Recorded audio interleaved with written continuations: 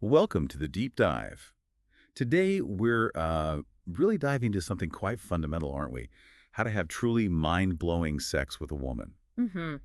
And we've got a guide for this journey, Xaviera Hollander's How to Make Love to a Woman, co-written with Kachi Van Dyke, published back in 2013.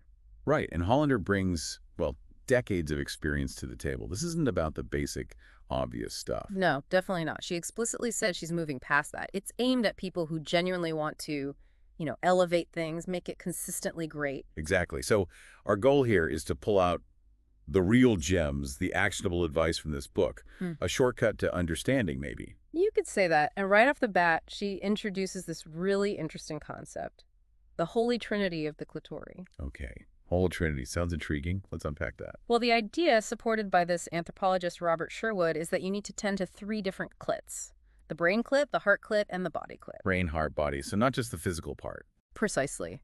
The brain clit, for instance, isn't like a physical thing. It's stimulated by communication, quality conversation, understanding her fantasies, that mental connection. That makes sense. Hollander even mentioned in an old Tom Snyder interview that talk was her preferred first activity with a new lover. That says a lot. It really does. It highlights how crucial that mental landscape is. Feeling understood, desired mentally, it's foundational. Okay, so that's the brain clit, then the heart clit.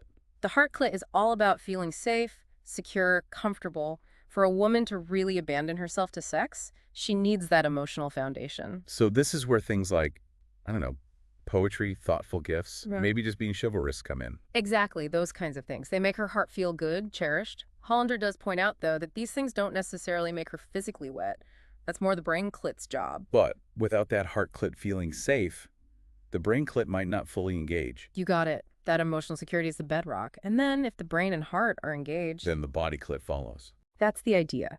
The physical response comes more readily once the mind and heart are on board. It's a holistic view. Okay, interesting framework. So based on that, what are some key takeaways? The book talks about understanding her complexity, right? Yes, hugely important. It stresses that women's needs are often more complex, more changeable than men's.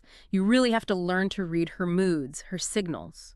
Because what she wants tonight might be totally different from what she wanted last night. Exactly. One time she might want to be taken, another time just held. The book even encourages men to be complex too, be the good guy and the bad boy, essentially. Sherwood's gentleman and arse combo. Right. Embrace that duality. And communication is key to navigating that complexity, I imagine. Absolutely central. The book points out that the word intercourse itself also means communication. Verbal connection is presented as like the highway to great sex, understanding needs, fantasies. Stimulating that brain clit directly through talk. There's a quote in there, isn't there? Something about women being ruined by lovers. Yeah, from Madame Sauvage. It's pretty stark, highlighting the impact, bad experiences can have. The advice is to gently encourage her to share her fantasies. Gently. But maybe even using a tactic like holding back a bit on intimacy to prompt her to talk. That's suggested, yeah. A bit strategic, maybe, but the goal is openness. And you need to be ready for anything when she does share. Like the example they give of the big, angry black man fantasy. A reminder not to be shocked, though. Keep an open mind, no judgment. Desire is diverse. Okay, so understanding complexity, communicating. What else? Confidence seems like a big one. Oh, huge. The book is very blunt. Don't be a bumbler. Lack of confidence is a turnoff. You need to own your ideas, your desires. Communicate them clearly, maybe charmingly. Ideally, yeah. Practice expressing what you want. And if charm isn't your strong suit, Hollander jokingly suggests just being a bit bossy and blaming it on how attractive she is. Oh, okay. But the point is, project confidence even when you're trying something new. Right. Be comfortable with who you are in that moment. And another straightforward one? No complaining. Yeah, basically equates it to whining. A definite mood killer. Keep it positive. Unless it's part of a specific fantasy scene, like a king and servant role play or something. Right, that's the exception. But generally avoid it. And definitely make sure she has no complaints afterwards. Good point. Okay, what about worries? Everyday stress? Big no-no. Worrying is anti-sex. You need to be present, in the moment. Like kids playing, totally absorbed. Forget the bills, the job. Performance anxiety, too, presumably. All of it. Sherwood has that blunt take about men always thinking about getting their dick touched. But Hollander counters that the penis is brain-controlled. You can coax it along, maybe even, as in that odd anecdote, give it a little smack and say, take that. Right, okay. Mind over matter, to some extent, and related to confidence. Yeah. Body image. Yes, embracing your own body, or at least faking that confidence, is presented as a major turn-on. Like that example of the average-looking guy with a stunning woman purely because he carries himself with confidence. Exactly. And good lovers focus less on their own perceived flaws and more on their partner's reactions, adjusting based on what they're sensing. Which brings us back to the heart clit, making her feel safe. Crucial. Comfort is key for her to really let go. And what feels safe is different for every woman, so getting to know her is essential. And those classic gestures, poetry, flowers, their role is really about building that safety net. Pretty much. Making her feel loved, secure, so she's willing and eager to explore more, adventurously. Engage that brain clit. Okay, here's a small detail. The book mentions your underwear. Yes. It points out that men often have opinions on women's lingerie, but they should also consider what she prefers on them. Boxers. Briefs. Find out and wear it for her. It shows you're thinking about her preferences. Exactly. It's a small thing, but consider it. And the environment matters too, doesn't it? Setting the mood. Definitely. Flowers, candles, music, maybe some erotic art. Think like a set designer for your dates, essentially. Even if it's planned spontaneity, the effort is usually appreciated. For sure. It shows you care, you've put thought into it. Okay, shifting gears a bit, stamina. Yep. Pretty fundamental for being a great lover, according to the book. Exercise helps. And it mentions sexy fruits and spices. Oranges, strawberries. A brief mention, yeah. And that interesting historical bit about sweat containing pheromones, the apple in the armpit trick. Huh. Okay, then there's training your penis through masturbation. Right. The idea is that it helps you understand your own body better, erections, how to delay orgasm, trying new things on yourself first. Makes sense. Learning control, technique. It also mentions it can relieve pre-date tension. Mm-hmm. While acknowledging it's often private, and warning against using it to avoid sex with a partner, it frames solo practice as beneficial for partnered sex. And training doesn't stop there, training your brain. Listening. Super important. So many women feel unheard. Really listening, remembering things she says. That's powerful brain clit stimulation. And reading. Literature about love. Yeah, the classics, Romeo and Juliet, love story. The idea is that words can be incredibly seductive. Great love scenes need great dialogue, essentially. Okay, here's a don't. Don't expect her to coach you.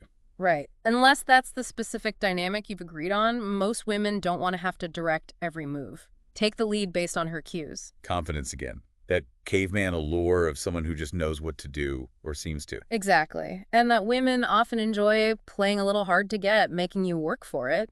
So initiative is good. What about keeping things fresh? Imagination, anticipation. Essential. Don't let creativity die in the bedroom. Use imagination themes, settings, build anticipation with little messages during the day. Mental rehearsal helps women warm up, right? Yeah. Even suggesting a dress theme gets her thinking about it beforehand. Totally. And studying sex together is another idea. Like reading the Kama Sutra or erotica, watching erotic films. Yeah. It can open up conversations, reveal preferences just by seeing her reactions. Though caution is advised, don't jump to conclusions based on a reaction. Right, the cook, the thief example shows things aren't always straightforward. And that generalization about public versus private personas. Yeah, the idea that someone more subservient publicly might have dominant fantasies and vice versa. Just a potential tendency, not a rule. Okay, what about bringing out her inner girl? Tapping into lightness, laughter, maybe bathing her, doing her nails, makeup, playful things. Even suggesting playful changes to body hair, like shaving. Making a game out of shaving each other apparently increases sensitivity. That's the claim, playful intimacy. And the book insists she sleeps naked. Pretty strongly, yeah. Easy access is important, apparently. Lingerie is fun, but clothes off for sleep creates more opportunities for spontaneous play, teasing. Like that nightgown tug-of-war idea. Okay, dress-up play, costumes. Definitely encouraged. Pirate, chef, police officer, wigs, too. Stimulates the imagination. Quotes G. Gordon Liddy on the importance of an active fantasy life. Even if she resists at first, like the apron story, it can lead to amazing sex. Right. Nurse, doctor, common fantasies. Buy clothes you like on her, but also be willing to dress up for her once you know what she likes. Don't give a collar to someone who wants to collar you, though. Good point. Yep. Know your audience. And just wearing the costume isn't enough. Nope. You got to be the actor. Embrace the role, perform a little. Okay, this next one's a bit provocative. giving her the chance to cheat. Yeah, it's unconventional. The book suggests, somewhat controversially, that sometimes an outside affair can paradoxically improve sex at home. Mentions the rise of the MILF phenomenon and older women potentially cheating more. Why? Reassurance. Novelty. Could be various reasons. The idea presented is that sometimes women bring back renewed excitement. It even touches on preempting it with consensual non-monogamy or role-playing cheating scenarios. Definitely advanced territory. Right. Moving to safer ground. Make-believe danger. Yeah, make-believe. Real danger, bad. But acting out risky scenarios like reckless driving can apparently boost arousal. Adrenaline, endorphins, they can fuel lust. So watching scary movies, wearing creepy masks during sex. Those are the kinds of suggestions. Tapping into primal responses safely. Okay, perspective shift. Think like a lesbian. The idea is to slow down. Move away from a purely goal-oriented, penetration-focused approach. Explore her whole body leisurely. More focus on touch, sensation, building things gradually rather than rushing towards intercourse. Exactly. Prioritizing her exploration and pleasure over speed. Intriguing idea. Waking who for sex? Yeah, middle of the night, especially if you were intimate earlier. Can be very erotic, apparently. But timing is everything, not right before her alarm clock. Definitely not. Surprise and disorientation add to the sensuality. Okay, the book also warns against too much comfort. The peach tree analogy. Right. A little insecurity can sometimes spice things up. A man desired by others might seem more attractive to his partner. A woman might try harder if she thinks his interest might be fading. But carefully. Don't actually threaten that heart clit, the emotional security. Crucial distinction. It's a very fine line. Essential skill.